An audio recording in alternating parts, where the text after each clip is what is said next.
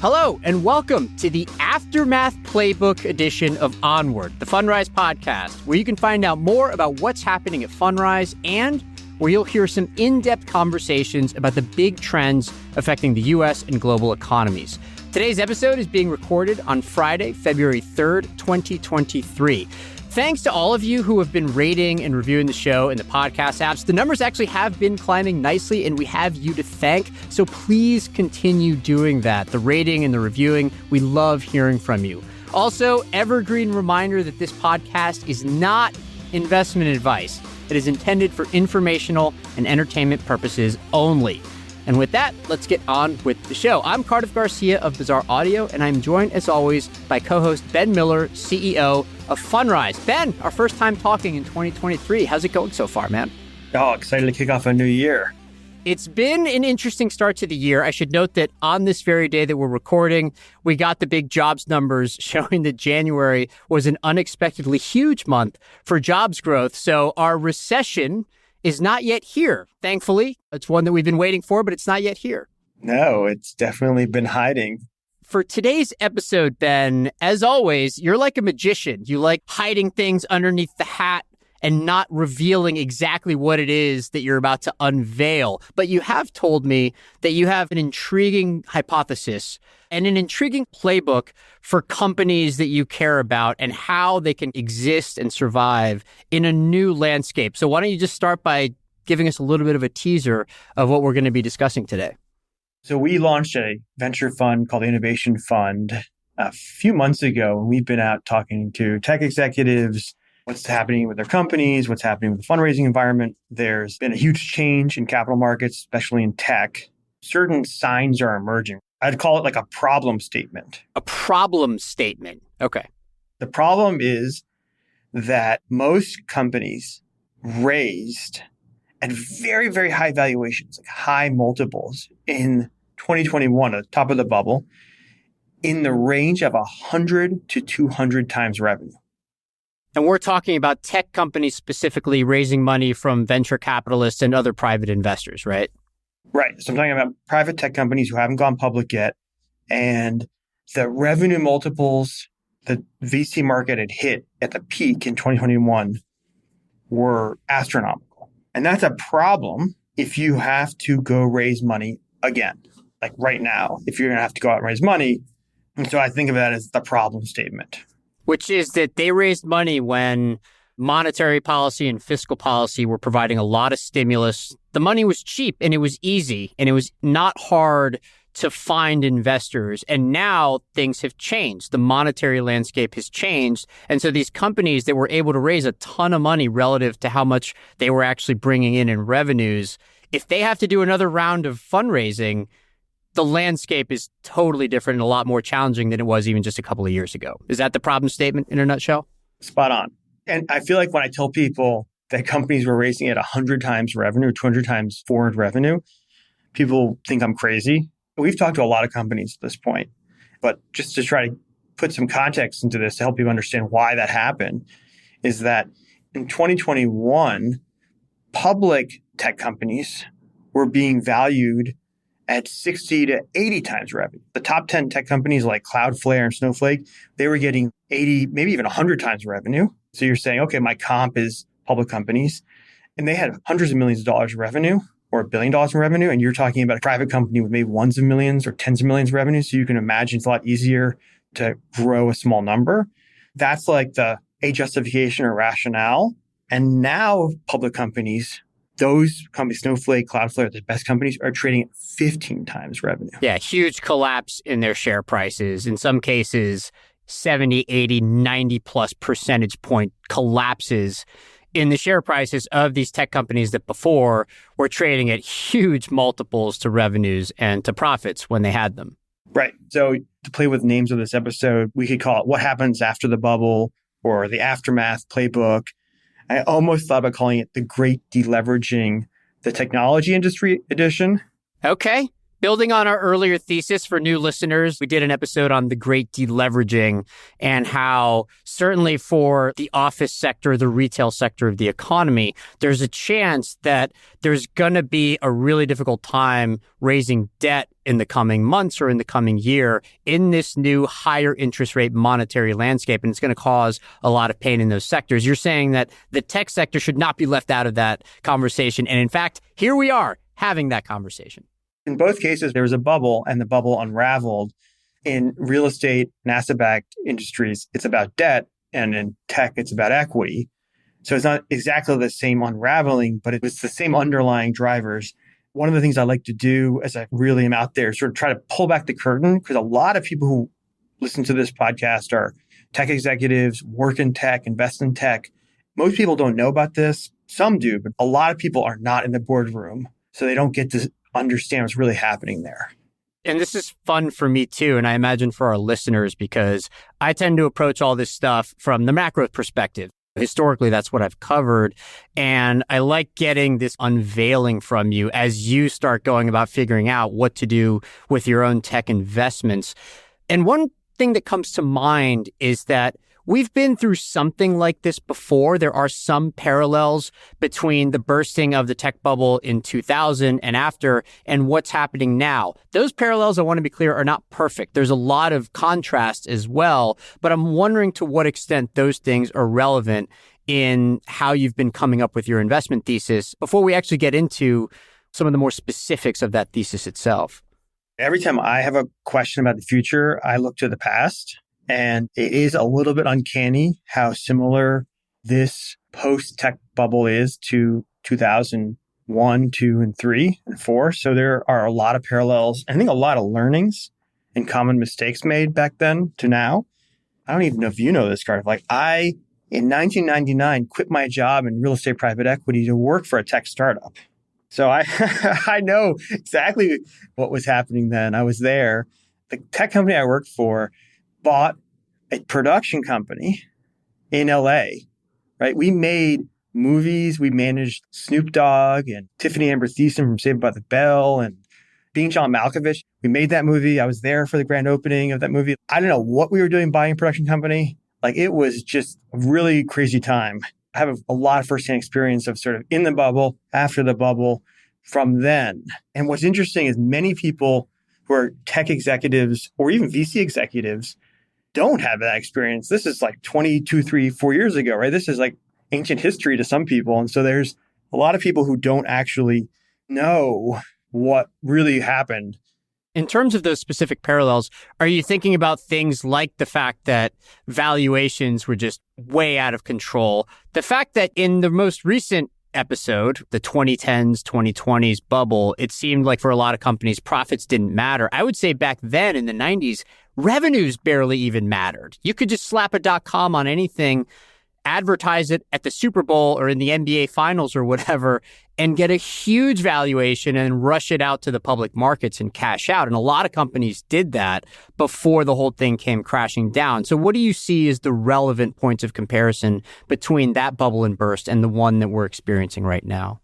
The main commonality, right, is there was excess money and now there's scarcity of money. Just to add a little bit of color to the point about people rushing .coms out and raising money. So there is actually a lot of similarity between how the companies were valued then and how companies were valued recently. The valuation metrics recently was multiple on revenue, not multiple on profits, but a multiple on revenue. Back then, it was actually, you were valued on eyeballs. Yeah, users. How many people you got to sign up to your service? No, I mean, like the tech startup I worked at, I was an analyst. We had this 89-page Excel model. And what we did was basically count eyeballs. I mean, literally, how many impressions did we have? Oh, I see. So not even people using the service, just how many people were even aware it existed. So it was marketing, advertising was a huge part of it. Yeah. And so in marketing world, they call it CPM, cost per thousand. And so we would say like, oh, we're going to have 100 million impressions at $35 CPM. That's equal to $35 million in revenue. Because you're basically saying, oh, all these people are going to come to the website, eyeballs, impressions, marketing, kind of what Google's valued at. That's how everybody was valued. And that's why they get crazy valuations.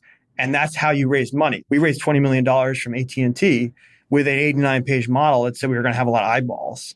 And how does that compare to now? What do you see as the difference in the business model now?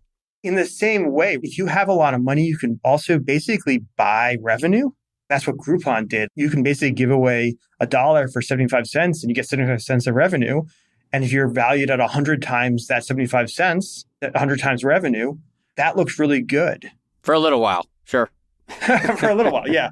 Yeah. But like essentially the structure and incentives of the system dictated how people behave. Oh, they're going to get compensated this way, 10 times revenue, 100 times revenue.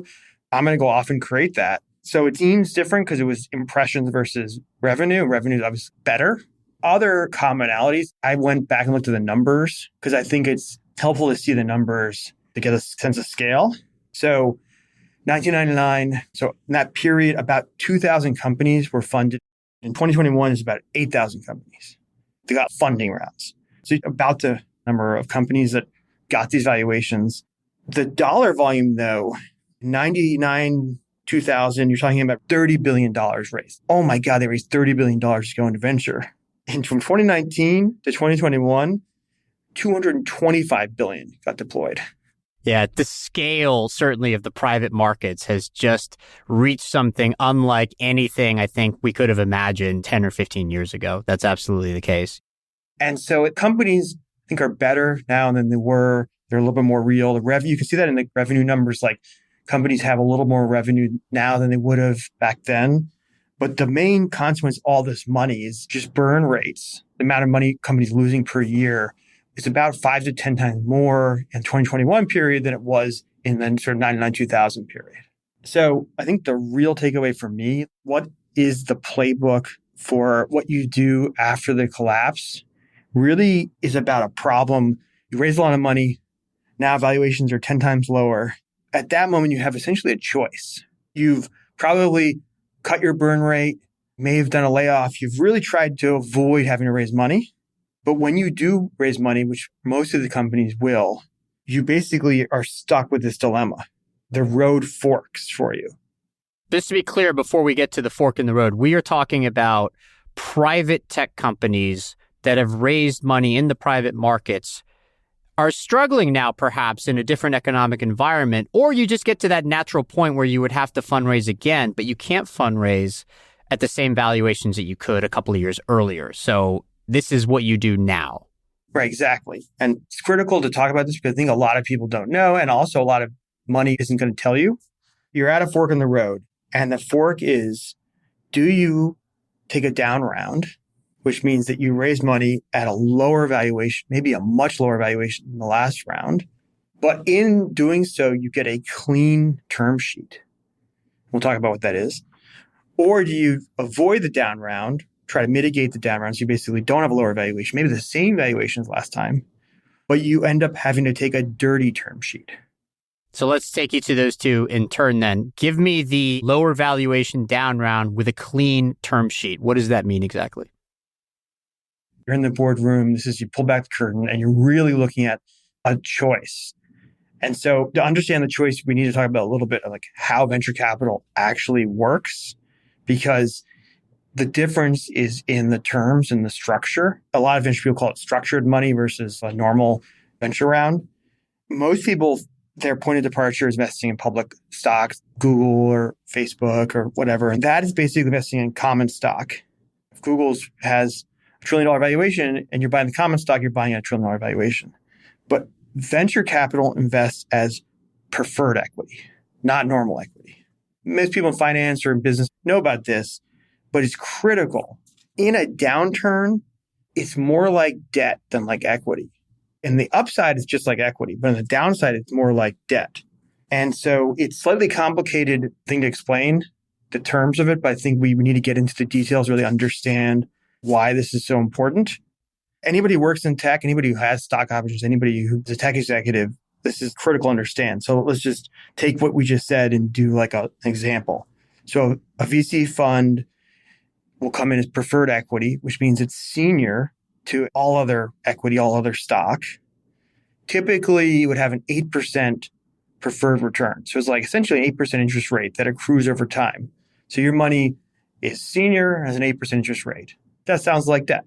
If you put $10 million into a company and it was preferred equity and you said, okay, I'll take a third of the company, the news article will say company's worth $30 million because you put 10 million in for a third of the company. But if the company sold the next day for $10 million, the venture investor gets $10 million back, everyone else gets nothing. So that ownership percentage only kicks in on the upside. And that's really important to understand because it drives a lot of the what seems like irrational behavior in the upswing in the market and also a lot of problems in the downswing. Yeah, I understand what you're saying. In other words, when things are going well, and if the company ends up being worth more than that $10 million, then beyond that, you're entitled to a third of the upside or whatever. But if the company continues struggling and it has to sell at a distressed valuation or whatever, you're first in line to get all of it. So it's not quite accurate to say that in every state of the world, that company's worth $30 million. It's only worth that if the company thrives. Right. And that's really important. Let me just justify this for a minute for the VC investor. If you're a lender, if you're going to lend on a piece of property like a building, there's an asset there. But if you put $10 million into a company, there's not much in the way of collateral. It's not secured by anything. So in defensive venture, on the downside, you have an idea and a team and $10 million and it doesn't go well, probably the venture investor is wiped out. So that structure makes sense, especially in the beginning of a tech company. And I think of preferred equity as like participating debt. You participate, let's say, for 33% of the upside, but on the downside, it's like debt. So when everything goes well, it's proportional. You distribute out the profits proportionally. So if you sold the company for $30 million, everybody would get $10 million. So if you go public or get acquired, what happened last decade, in the sort of 2010s, is that companies stayed private longer, a lot longer. And so that structure of preferred equity got applied not just to startups, companies that were an idea in a garage, but like companies that were maybe been around for 5, 10 years, maybe had $1 billion in revenue, companies that actually have collateral. And so the structure of investing as preferred equity starts having these sort of distorting effects on valuation for mature companies. Very interesting. And you're saying because so many new rounds of preferred equity were raised, that you start to get into these tricky questions of who's in front of whom to get paid back, what different states of the world, what different potential outcomes for that company in terms of its success, its ability to make money would mean for its valuations and for who was owed what. Right. Let's do an example. It's almost like it'd be useful if you were to imagine yourself as a venture investor in the circumstances. So let's just say, for illustrative purposes, we have a company and they come to you looking to raise $1 billion. Let's say the company is called Stripe. Very hypothetical company called Stripe. Okay. It's a global online payment solution and everybody knows it's a great company and they've come to you. It's 2021 and they've already raised $2 billion in 7 previous rounds and they have $1 billion in revenue. And this is now their Series H. So Series A, B, C, D, E, F, G, H. Okay. And they're going to raise another $1 billion. And they say to you, okay, here it is. You get to come in, your money's senior to all the equity and with an 8% pref. Just to get a little bit into the technical, it's not senior to all the other money they raised. It's probably actually next to all the other money raised. So now you put another $1 billion in it. So now there's $3 billion raised. But the company's worth tens of billions. You just don't know how many tens of billions. 6 tens of billions, 12 tens of billions. So basically it's worth way more than 3 billion. So I'm really safe on the downside. So if somebody says to you, here's your downside, you get your money back plus an 8% preferred return. That's worst case scenario. You're going to say, okay, well, get my money back plus an 8% return. That sounds pretty good to me. And then the question is, how much of the upside do I get? Your downside is pretty protected. So you're not mincing as much on the upside. The way it would work is you say, okay, well, let's say right now, good tech company is worth 100 times revenue. Stripe's one of the best tech companies, 100 times revenue. So if this company goes public in a couple of years with $2 billion revenue, it could be worth $200 billion, 100 times $2 billion. And 1% of $200 billion is $2 billion. So I put in $1 billion, I get back $2 billion 24 months later. if they go public in 24 months, okay, my upside is I double my money in 24 months, and my downside is 8%. 8%. So I'd say, fine, I'll take 1% of the upside, 1% of the participation. And so all of a sudden now you've said company's worth $100 billion because you put in $1 billion and you got 1% of the upside. But that's not really the analysis you did. You didn't really value the company at $100 billion. You didn't say, I'm coming in as common equity. I'm buying stock in Google and it could be worth more than $100 billion. It could be worth less than $100 billion. That's not what you did. That's not what they did. And so that valuation headline, and basically all tech valuation headlines, is deceptively not correct. Let me first rush to emphasize, because I can anticipate the objections of your compliance department, that we were using Stripe strictly in a hypothetical situation. That is a real company, but we were using fake numbers to explain this concept. So let me just absolutely emphasize that. But second, Ben, I suppose that this relates to your point about a lower valuation at a clean term sheet versus raising at the same earlier valuation, the same as earlier valuations, but with a dirty term sheet. So where does this concept of preferred equity and how this process works relate to that choice, that fork in the road, as you described? So this episode is about the way down, not about the way up. But I thought it was helpful for people to see the structure and how it affects outcomes on the way up. You can see it. You can see how that preferred equity structure warps valuation. On the way down, it does the same thing. Charlie Munger has this saying, take your situation and flip it over. So now you have the exact same situation, you're inversing it on the downside. So somebody shows up, the structure looks so innocent and tempting. So I'm going to do another example, and you're going to have to do another compliance caveat here.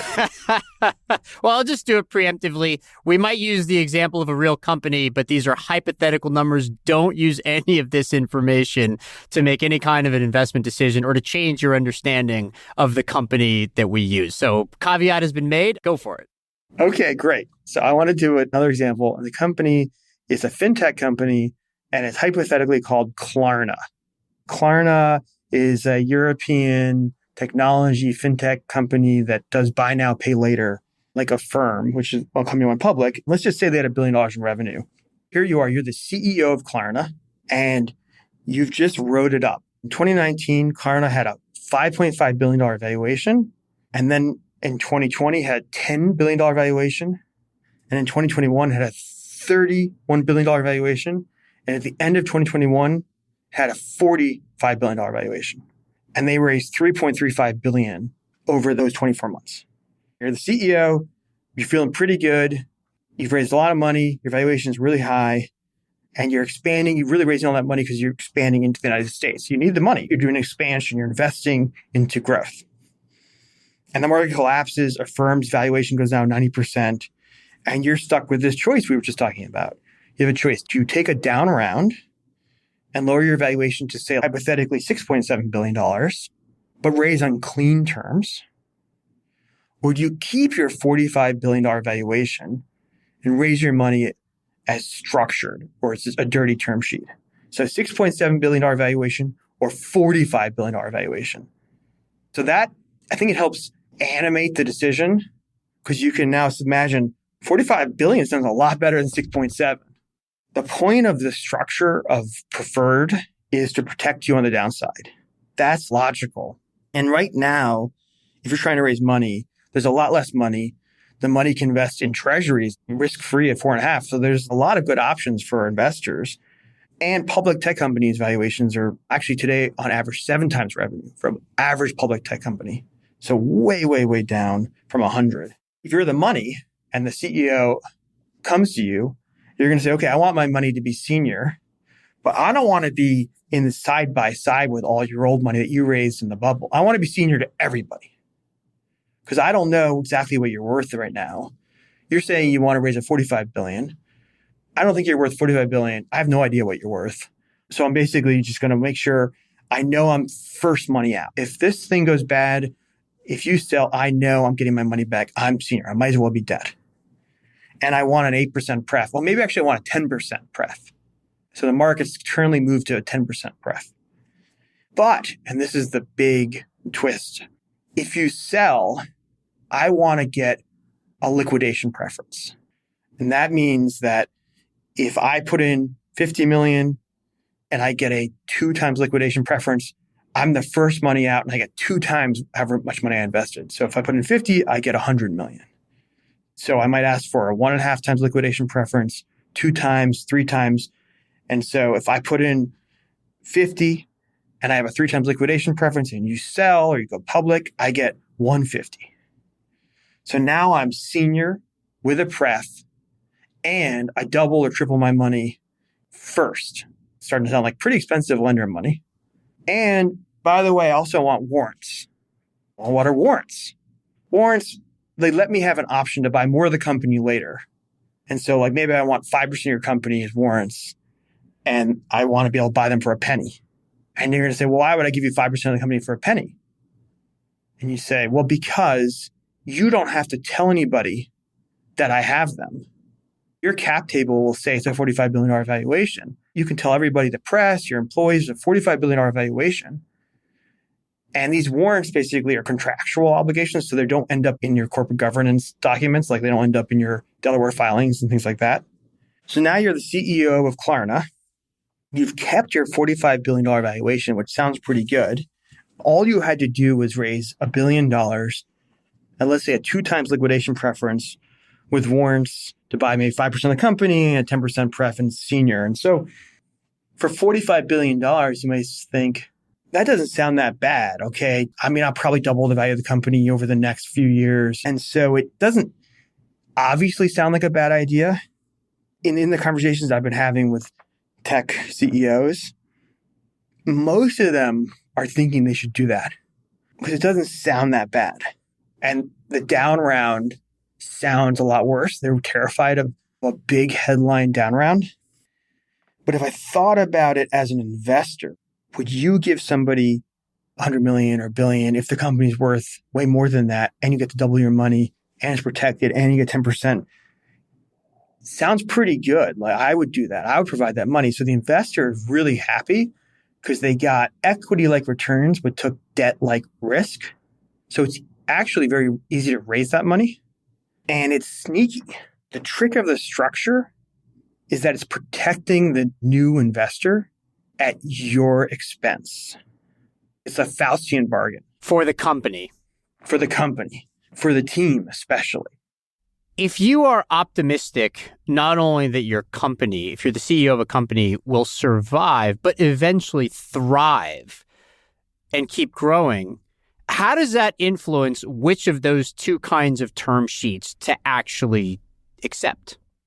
Yes, totally. So my first boss was a pretty successful venture capitalist. And he had this quote he used to tell me. He says, Ben, I'm in the business of selling rope to entrepreneurs. If everything works out, we both win. And if it doesn't, I hold one end of the rope. Yeah, okay, I gotcha. The dirty term sheet plays exactly on the instincts of the entrepreneur that made them successful, which is optimism. But it's a downturn, right? Things have changed. Things are going worse. And so now let's go back to 1999 and talk about what happened, because this is exactly what happened after the 99 bubble. This is exactly the mistake everybody made and learned, but most people don't know because it was 20 years ago. Another example, and this is hypothetical as well, but maybe a friend of mine started a company in 1997 called Safe Rent. Safe Rent is a big business now. If you're in the real estate business, you might have heard of them. They're any apartment building who checks a tenant's credit to decide, should I rent to the tenant, probably uses Safe Rent. So it runs millions of checks a year. You look back, so that's a good business. And hypothetically, my friend who helped start this company grew it to a decent size, raised a Series A of $7.75 million in early 2000. Things were looking pretty good. Tech bubble collapses. A year later, they have to go raise money again. And they have this choice, structured money or clean money. Clean money is a down round. Structured money doesn't. So they took structured money. They raised $13.5 million in a Series B with dirty terms. And And those dirty terms in particular was a 3 times liquidation preference. So 13.5 million at 3 times liquidation preference. So inevitably, when you take a dirty term sheet, sort of 2 things happen. The team is now behind a wall of money. All of your stock options are behind, in this case, 13.5 million times 3. So that's 40 million plus their other money you raised. So they're probably behind $50 million of preferred equity. So you're basically, at that moment, when you take that structured money, the common equity is wiped out. All your stock options are worth 0. So it looked like you maintained the value to everybody, but actually the effective common equity value is gone to 0 in that structure, at least in the short term. So let's go back to Klarna as an example, right? If you think that Klarna is actually worth $6.7 billion, in this hypothetical scenario, they may have actually decided not to take a dirty term sheet and actually raised at a $6.7 billion valuation in July of 2022. So now you're looking at, okay, 6.7 versus 45, but let me just give you the rest of the math. So Klarna had raised across all of those rounds $4.65 billion of preferred equity has been raising for the history of this organization. And we said, right, the last round was about $1 billion just for round numbers.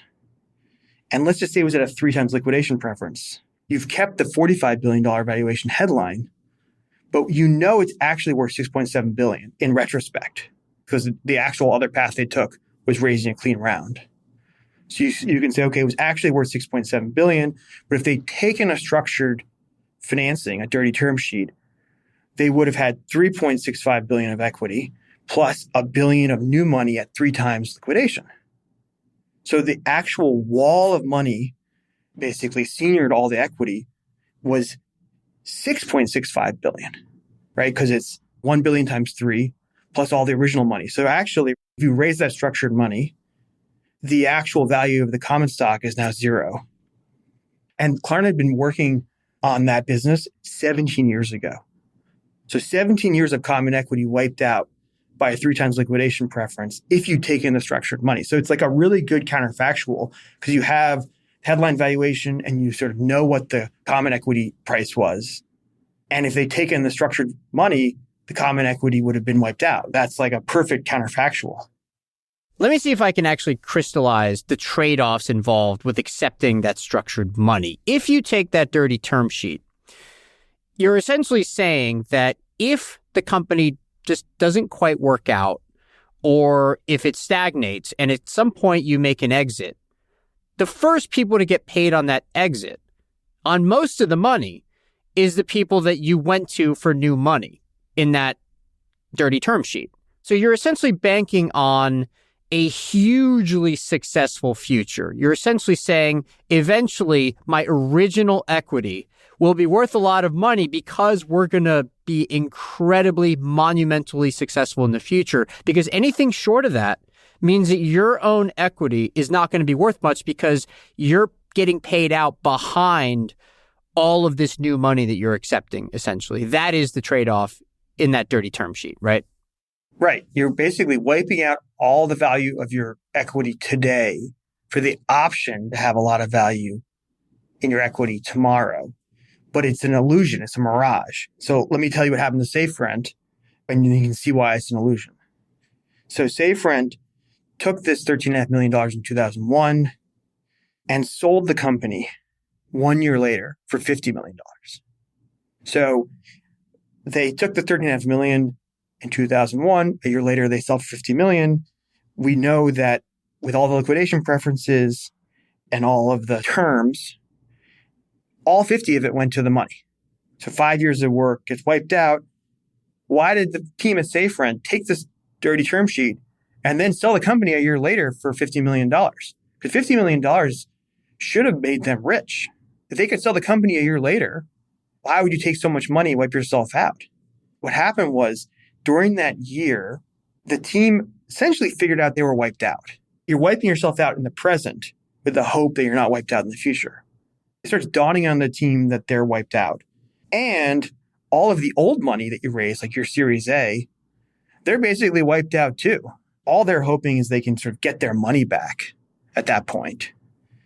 And now you have a board that the investors are not aligned, the board's not aligned, and management's not aligned because the new money came in, right? That new money, the second that money comes in, the moment they come in, they want you to sell immediately. They want you to sell as fast as possible. And what happened in this company, they sold within 12 months. So they made a 300% return. So the new money, created least amount of value, is totally unaligned with everybody else. The old investors are not aligned with the team. The team's not aligned with the outcomes. And it's a complete mess. So the structured money totally destroys all of the incentives of everybody at the table. And that's the first and really fundamental problem with structured money. It's really interesting, Ben, because you're essentially giving cautionary advice to the entrepreneurs, to the companies themselves, because if they're not careful, investors will essentially fleece them. But you yourself are an investor. But I do think there's an interesting philosophical issue here, which is where do we get back to the place where a deal makes sense both for the investor and for the company, where everybody's happy with the arrangement, where a company is maybe given the chance, the realistic chance to succeed, and they have an incentive to do that, and the investor is going to get paid for having taken a very genuine risk during a time when maybe other investors are shying away. So you want to talk about the clean money, the clean round. But hold on. You asked a really good question earlier, which I didn't fully answer, which was, what about the upside? If the team really believes they can make it worth 100 million or 200 million, why did they throw in the towel? Couldn't they have hung in there, essentially, and created a lot of big value? These are the two big consequences of structured money. One is that that's hard when no one's aligned. That's a hard problem. It's hard to keep the team incentivized, hard to keep the board and everybody on the same page. But there's a sort of second problem. And so the answer is, why couldn't they have hung in there and grown the business? No, they couldn't have. And that's because in almost all cases, if you're growing a business basically faster than the cost of the money, it means you're growing the business fast, which probably means you're having to invest a lot. You're spending a lot of money to get that high growth rate. It's unusual you have a lot of growth without needing to burn money. If you're growing quickly, investing a lot in your business, which means you're going to need capital again. At that point, you're going to have to raise another round of money. You don't have enough money to get to IPO. So you have to raise another round. And that's the gotcha. That's the surprise, because you can't. Once you take that dirty term sheet, you've closed the door to the next funding round. And that's unintuitive. But here's how it plays out. You go out to raise money, you go talk to some new venture investor, and they say, great, you have a great company. And they start doing due diligence on you, and they look at your cap table and they say, wait a second. There's a shark on your cap table. Your last round was like a really bad term sheet with really bad terms. It's senior to everyone. Like, I can't go in junior to them. I can't go in junior to 2 to 3 times liquidation preference and warrants and all this other stuff. I'm not putting my money into this messed up deal. You need to go back and fix it. So that's one version. Or they say, all right, fine, but I want what he's got. I'll do this deal. This is a good company, but I want the same terms as this last guy. I want the 3 times liquidation preference too. Basically, at that moment, you can either take more of this horrible money, which means you're definitely did all this work and now you're back to where you started. Or the good VC says, hey man, like this we need to do, go back to that shark investor and get him to convert to a clean terms. You've basically done him a solid. You've basically tripled his money. But the problem is you go back to that shark money, you have no negotiating leverage. The shark can take an arm and a leg from you. And the time to negotiate that money to a clean term sheet was before you took it, not after you took it. That's that Faustian bargain. You're damned forever. There's no later deal to be made to escape your fate at that point. Right. So either you take more of the bad money or you have to get the old investor to unbad their money, right? And that's not how bad works. And the good VCs are going to say, look, we're going to pass on this deal. It's too hairy. We appreciate it. Call us for your next company. It's just the amount of time and effort it takes to convince that dirty term sheet to convert to clean. Most venture investors aren't going to do it. It's a total disaster. So that's why the dirty term sheet is called a dirty term sheet. It takes you down this path that looks easier. It almost reminds me of Aesop's fable, where you have two paths. You can take the craggy, rocky path that looks dangerous, but leads to freedom. Or you can take the smooth, sunny path, but leads to servitude. That's how it works. And that's why it's so clever. The money loves it. I bet. And that also leads me to that question that I was asking earlier. And I was very glad to hear your explanation, by the way, of what ends up happening, what awaits you if you take that dirty term sheet. So maybe we should talk about the clean term sheet and finding a way for a deal to work, again, for both sides, something that makes sense. I don't know if that's always a clean sheet versus a dirty sheet. I'm not on the inside like you are, but I'm definitely curious to hear what that looks like. Yeah. So what should the tech CEO do?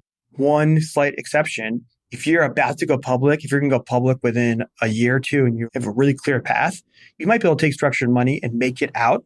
Like Square did that. It's possible, but you really have to never raise another round and you have to be able to go public before the axe falls. Most companies aren't about to go public, so let's put that aside. If you're a tech CEO and you're like, okay, I want to do this the right way, but I'm terrified of a down round. Here's what they're afraid of.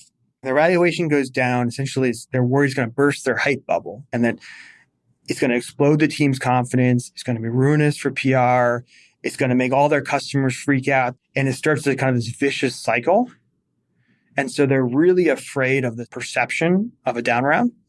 And don't get me wrong, I'm not saying down round's fun. These are two bad choices. Unfortunately, it's a bad market. And you have to choose between these two Hobbesian paths. But it's like the Aesop's fable. The harder path is the better path. And so it kind of reminds me of the decision around a layoff, where a layoff, it sucks, it looks bad, you try to avoid it, but it's far worse long-term consequences to not do it than to do it. If the industry could basically embrace this and recognize this is the better path, it would become more normalized and basically it won't be such a big deal. I saw one venture capitalist say, look, tech companies who are public, their stock price goes up and down. Amazon was at $100 a share, went down to $6 a share. I mean, tech companies' stock goes up and down. Like, it's not the end of the world. Don't take this sort of Faustian bargain. But most companies at the moment are not doing this. They're going down the other path. And like, I was reading that Foley and Lardner, which is like a pretty decent sized law firm, said 2/3 of all the mid and late stage deals they're doing have liquidation preferences of 2 to 3 times. And I saw Acorns, which is a fintech company, raise $300 million from TPG, which is a financial investor, at a 1.65 times liquidation preference. And then there's one more twist that I think a CEO would ask me to really get them to the full solution. So they'd say, okay, but if I take a down round, I also have this problem where my team's stock is diluted a lot. At a $6.7 billion valuation versus $45 billion valuation. Okay, they're not wiped out by structure, but they've been diluted a lot, right? Their stock is now worth a lot less. And this is the thing I haven't seen any venture investors go out and say in like articles or blog posts. As part of the down round, you need to go back to your old money and cram them down. This is tough stuff I'm talking about here. And there's terms for this. They call it pay to play or pull through or pull up structure. But what it does is basically say, okay, we need new money. We have to raise more money. Otherwise, it's going to go out of business. If you invest in the new round, then your old money is protected. And if you don't invest in the new round, your old money is basically going to get crammed down.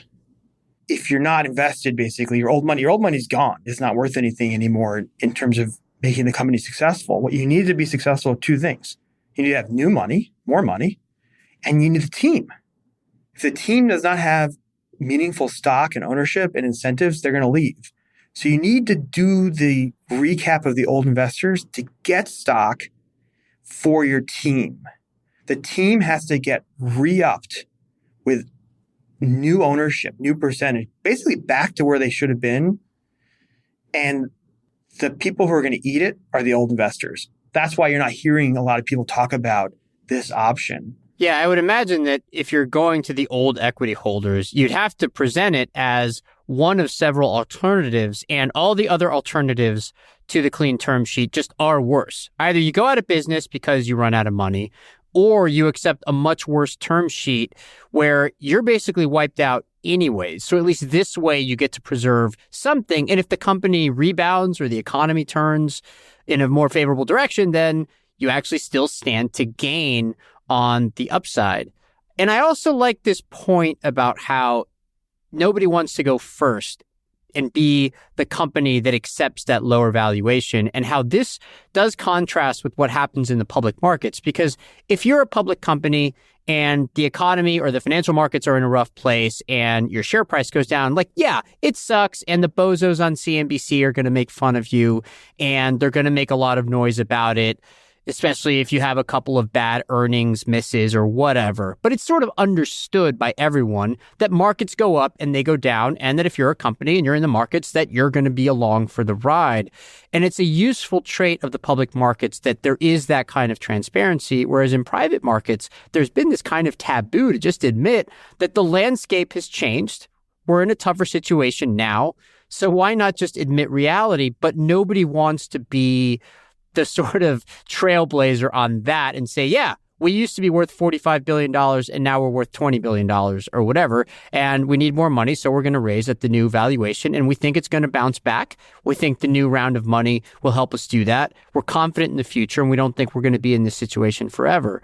But there is that very powerful stigma against it. And I guess maybe the point of this podcast, Ben, is to try to push back against that stigma and to just say, hey, let's make this sort of thing normal so that we can just get on with life and act like normal companies and get on with the business of making our company better rather than playing all these weird games with the exact valuation and accepting worse terms just to avoid that bad publicity.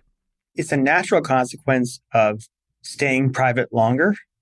You're essentially the same as a public company without price discovery.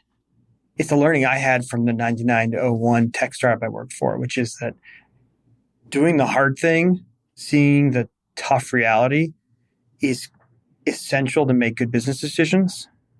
And venture investors, especially the ones who are from Silicon Valley, the ones who are Sand Hill Road, they know this is how it works. This is a West Coast pay to play, potentially like, hey, if you think this company is worth more money, then put up more money. And you have to have full and fair incentives, compensation for the team, or they're going to leave.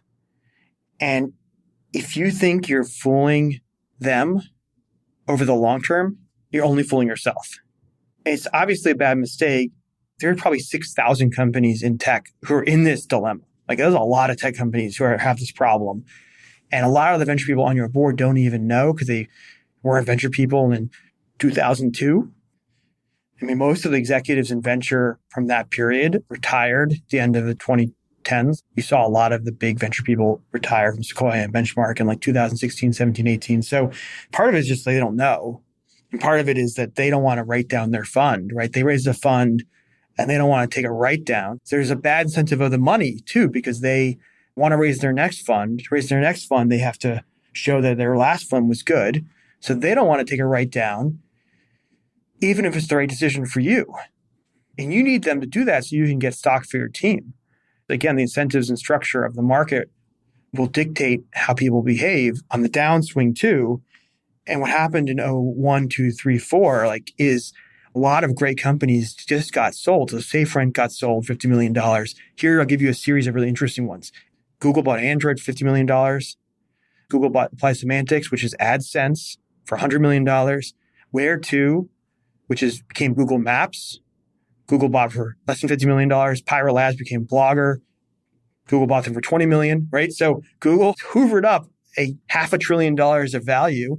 Priceline bought Bookings.com for $135 million. That company's now worth $100 billion. So the structure in 2001, 2, 3, 4 had really bad outcomes.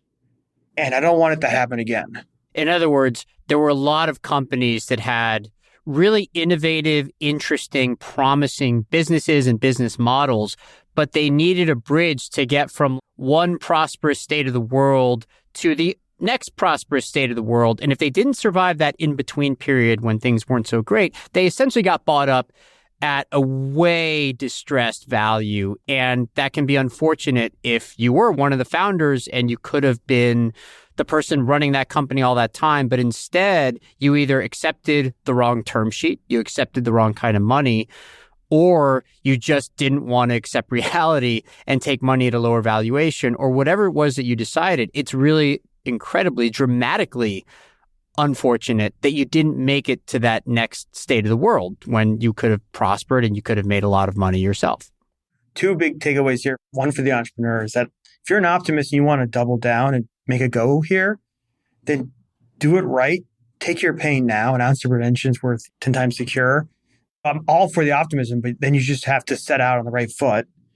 And then sort of the more interesting long-term consequences are Google and Amazon and Facebook and Snowflake, all these Oracle, Salesforce. If they end up buying this generation's great technologies, it's just going to make big tech bigger. I'm not trying to be political here, but it's just, I don't think we want big tech bigger. We want more innovation, more competition. So I think that's the actually big unintended consequence of this. Even though this is somewhat technical, it has huge impact for everybody. This has been fascinating, Ben, and I do have one last question.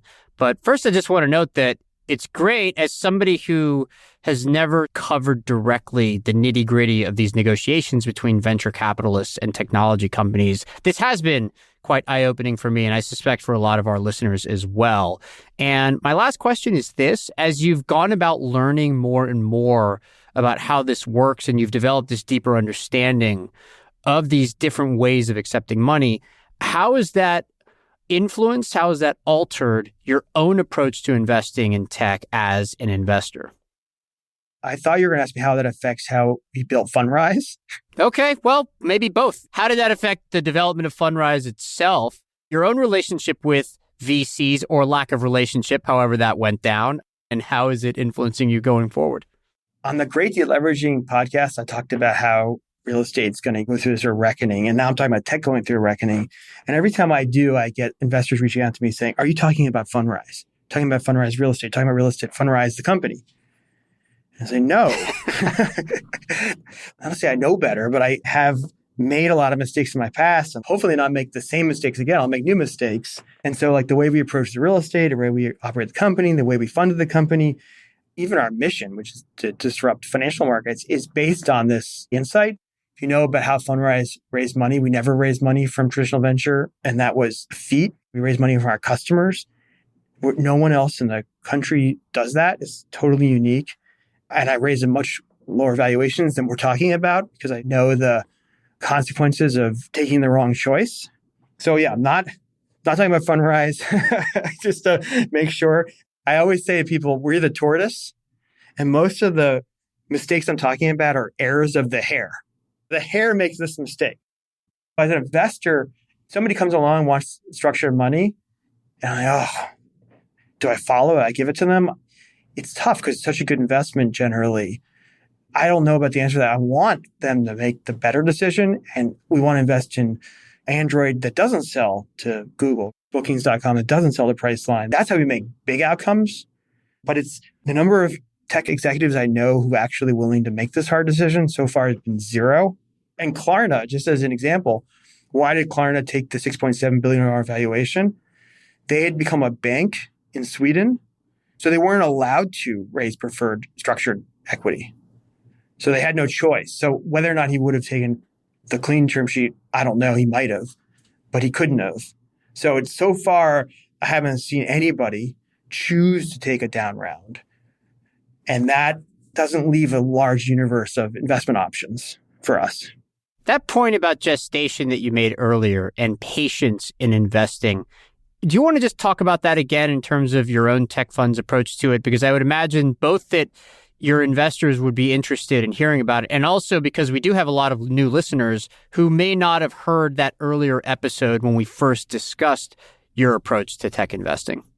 Okay, so when we created the innovation fund, we tried to create something that addressed a lot of the flaws that we have been covering. And so one of the flaws is that virtually all venture funds I know of are closed-end funds. So they have a life of 7 to 10 years, and they basically have to see an exit within 5 to 7. So that is a fast timeline to do any deep innovation. So our fund is a perpetual life fund, evergreen, doesn't have any end. If we have a great company, we want it to keep growing. We don't want it to exit. We don't want to sell it just because our fund life is over. That's one big difference. Second, probably the most important, is we don't take a carried interest. The entire venture industry takes 20 to 30% of the profits. We take 0% of the profits. If you get 30% of the profits, you're very incentivized to sell as soon as possible. And we don't. And that is so different. It's incredible. And then the lastly, of course, is our fund is democratized. Anyone can invest in it. Well, most venture funds, you have to be an institution to have access or super high net worth. And so it's a really different animal. I think my first and foremost as an entrepreneur, as a company builder, not as a venture capitalist. We have 300 team members here building this company. I've built multiple companies. So I have real firsthand experience in what it takes. And so I'm just a different kind of investor than most venture funds out there.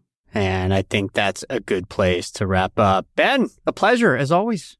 Yeah, Cardiff. Oh, God, Happy New Year.